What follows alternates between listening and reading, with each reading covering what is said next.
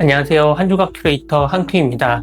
오늘 제가 준비한 렉서는 천재는 1%의 재능과 99%의 노력으로 만들어진다 입니다. 원래는 1%의 영감과 99%의 노력으로 만들어진다고 에디슨이 이야기를 했었는데요. 이것을 재능으로 살짝 바꿔보았습니다. 세계적인 축구선수 크리스티아노 호날두는 고강도 개인 훈련을 하는 것으로 유명한데요. 이 훈련법을 우리가 따라한다면 우리도 크리스티아노 호날두처럼 될 수 있을까요? 그렇게 되기는 쉽지 않죠. 뭔가를 잘하기 위해서는 재능의 영역이 필요하다는 것은 모두가 알고 있습니다. 특히 운동이나 예술, 예체능 영역에서는 이것이 도드라지는데요. 그것은 무한 경쟁의 시장이다 보니까 모두가 다 99%의 노력을 하고 있기 때문에 나머지 1% 재능이 그 차이를 만들게 되죠. 사실 재능은 가장 중요해요. 우리가 99%의 노력을 했을 때 그 결과물을 만들어내는 함수가 바로 1%의 재능입니다. 그 재능을 통해서 결과가 만들어지죠. 그러면 이렇게 반문하실 거예요. 너가 그렇게 노력하지 않았으니까 성공하지 못하지 않았냐? 그런데 우리가 간과하고 있는 것이 하나 있습니다. 우리는 노력이 모두에게 동등하게 주어진 평등한 기회라고 생각하기 쉽지만 사실은 노력도 타고난 재능이라는 겁니다. 성공한 사람들은 속내는 어떤지 모르겠지만 이 부분을 잘 인정하지 않는 것 같아요. 자신이 재능이 있다는 것은 알지만 그것이 99%의 힘겨운 노력으로 되었다고 주장합니다. 물론 타고남을 인정하게 되면 상당히 건방져 보이고 겸손해 보이지 않을 뿐만 아니라 자신이 그동안 노력해온 것들을 부정하는 것 같아서 그게 쉽지는 않겠지만요. 어떤 훈련이나 연습, 노력을 했을 때 그것을 소화할 수 있는 체력, 인내력, 그리고 집중력도 타고나는 재능의 영역입니다. 우리가 모두가 애쓴다고 해서 똑같은 결과를 낼 수 없는 것처럼요. 공부에 그다지 재능이 없으셨던 분들이라면 다들 경험하셨을 텐데요. 책상에 10분 이상 앉아있는 것도 쉽지 않습니다. 어떤 사람들에게는요. 공부머리도 있지만 책상머리도 있는 겁니다. 어떤 사람은 책상 앞에서의 10분이 다른 사람의 1시간보다 힘들 수 있죠.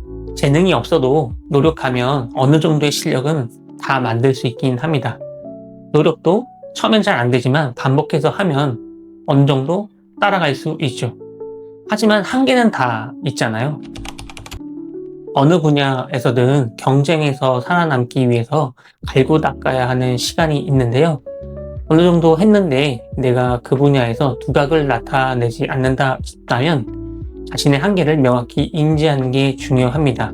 그리고 인정해야죠.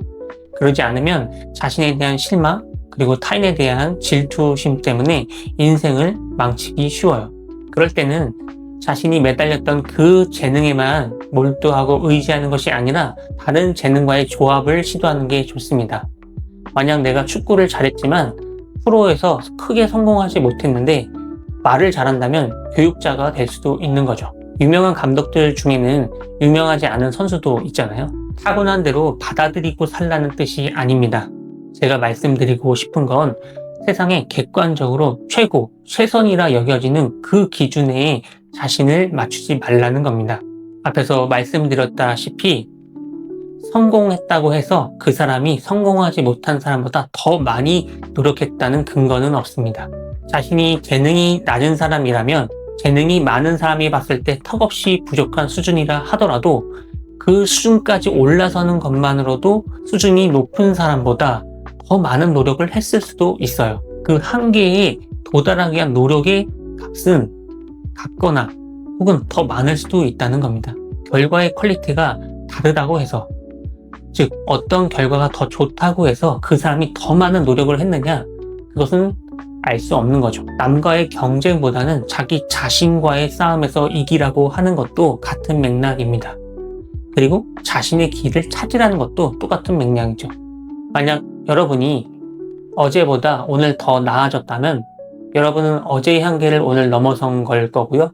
그렇게 자신만의 한계를 향해 달려갈 뿐이죠. 그렇게 길을 가다 나만의 갈림길을 만들어서 나의 길을 걸어간다면 그게 자신의 스타일이 되는 겁니다. 어제의 나보다 조금 더 성장하는 거에 집중하는 거. 그렇게 길을 가다 나만의 갈림길을 찾아가는 것이 그 길을 나만의 길로 바꾸어 오래 갈 수 있는 가장 좋은 방법이라고 생각합니다. 최고가 아니면 살아남기 힘든 분야들도 있습니다. 그런 분야에서 내가 어느 정도 두각을 나타내지 못한다면 과감하게 포기할 줄도 알아야 합니다. 사람은 자신만의 한계를 가지고 있다는 것을 아는 게 나를 이해하는 데 도움이 많이 되지만 타인을 대하는 태도에서 가장 빛을 발합니다. 오늘 제가 드리고 싶은 말의 핵심은 여기에 있는데요. 우리는 타인에게 너무 높은 잣대를 들이대는 경향이 있어요. 이건 나에게는 기준을 낮추고 타인에게는 높은 잣대를 들이대는 내로남불을 이야기하는 게 아니라 나에게는 별거 아닌 잣대가 타인에게는 아주 어려운 일일 수도 있다는 겁니다. 우리는 대부분 그걸 인식하지 못하고 살아가죠. 여러분은 민주주의가 왜 꼭 필요하다고 생각하시나요? 민중들의 의견은 언제나 옳아서, 대단해서, 혹은 위대해서? 그렇지 않죠.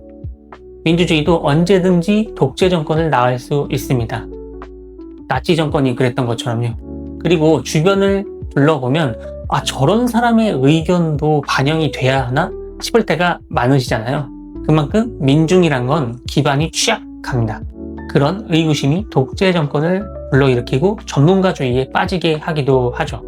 저는 민주주의가 모두가 동의하는 객관적 최선을 누구나 알고 있고 그것을 삶에 반영할 수 있기 때문에 할 수 있는 게 아니라고 생각해요. 민주주의를 한다고 해서 그 목표치에 도달하는 것도 아니고요.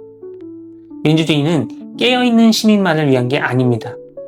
그 깨어있다는 것도 관점에 따라 다 다를 수 있잖아요. 민주주의가 좋은 사회를 만들 수 있는 이유는 우리 모두가 최고가 될 필요가 없기 때문입니다. 각자만의 최선을 따라서 객관적으로는 수준 미달일지 모르지만 나만의 최선을 따라 살 수 있기 때문에 좋은 사회를 만들 수 있습니다. 자신의 수준에서 더 나은 선택은 무엇인지 딱 한 걸음만 고민해 보는 거예요. 사람은 직접 선택해보고 뭔가를 해봐야 실력이 늘죠. 그렇게 매번 투표를 하면서 좋은 사회를 만들 사람은 누구인지를 고민해 보는 것, 자신의 위치에서 자신만의 최선을 상상해 보는 것만으로도 배우는 게 많다고 생각합니다. 우리 사회의 한계, 리미트는 평균이 아니라 그로스입니다. 즉, 국민이 가진 한계들의 총합이에요. 내 주변에 저열한 시민이 우리 사회 가치를 떨어뜨리는 것이 아니라 그 시민과 함께 한계를 넓혀 나가는 겁니다. 그러니 모두가 다 훌륭한 사람이 될 필요 없습니다. 노력 만능주의에서 벗어나야 된다고 생각해요. 저는 그건 예전의 귀족주의적 관점이라고 생각합니다. 타고난 재능과 그릇의 크기를 인정하세요. 나만의 잣대, 내가 최선이라 생각하는 잣대를 타인에게 강요하지 말고 그들을 존중하고 동의를 구하세요. 자신의 한계를 알고 타인의 한계를 알면 그 차이를 알 수 있습니다. 그 차이를 한 걸음씩만 좁히는 것들을 이야기 나누면 된다고 생각합니다. 개인의 재능은 타고나고 그 한계가 분명하지만 사회의 재능은 한계가 없습니다. 사람의 수만큼이나 다양한 재능이 있고 그 재능에는 너무나 다양한 차이가 있습니다. 그래서 그 차이의 크기만큼이나 발전의 여지도 많죠. 노력의 가치를 지나치게 강조하는 것보다 차라리 타고난 재능이 99%라는 것을 인정하는 것이 더 발전적이라고 생각합니다. 좋은 사회, 좋은 관계, 좋은 인간이 되는 데는 딱 1%면 충분합니다. 오늘 제가 준비한 엑서는 여기까지입니다. 저희 엑서가 마음에 드셨다면 구독과 좋아요 부탁드리고요. 지금까지 한조각 큐레이터 한큐였습니다.